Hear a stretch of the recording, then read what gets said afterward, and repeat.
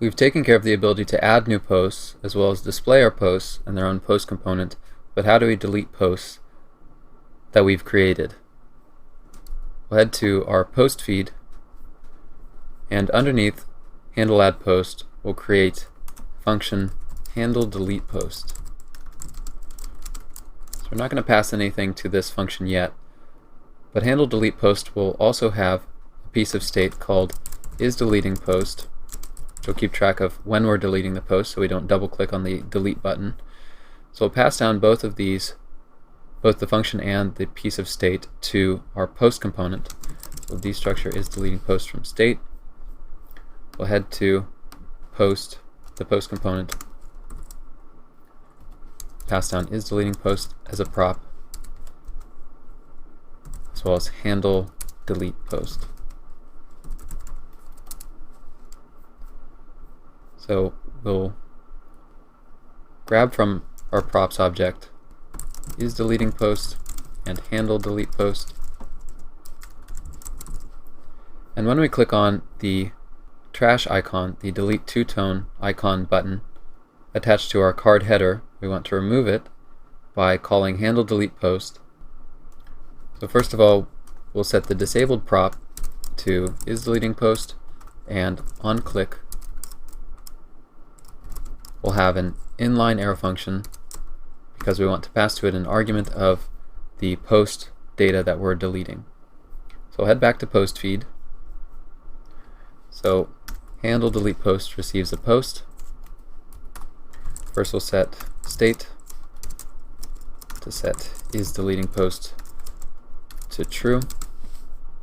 We'll create a function in our API file called deletePost, where it'll take the deleted post, so we can call this parameter deletePost, and take its ID, and we'll pass it to this new function, delete post. So it'll take a post ID, and the endpoint that we'll use, this will be a delete request to /API/posts, and then include the post ID, get back our data, and return it. So in post feed, when this resolves successfully, we'll get back the post data just like we did for handle add post. And here, in order to find the index of the post that we're deleting in our posts array, we can take this.state.post, we can take the array, we use the findIndex method, we'll find the post where the post ID is equal to postData.id. We'll set the value of this to postIndex. Then we'll create an updated array called updatedPosts. And very similar to how we did it for adding a post, I should say let's go back to our user feed. Similar to how we did it for our user feed, where we got the user index, we passed it in this case instead of using findIndex, but we took the user's array, we sliced it, and found the array, got an array from 0 to the user index, and removed it by not including it in this new array that we created from 0 to user index and then user index plus 1 to the end of the array. Well, we're basically going to use this pattern but with our deleted post.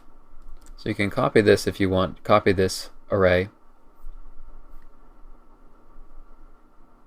and back in post feed, just paste that in, but this time we're going to be using this .state.posts.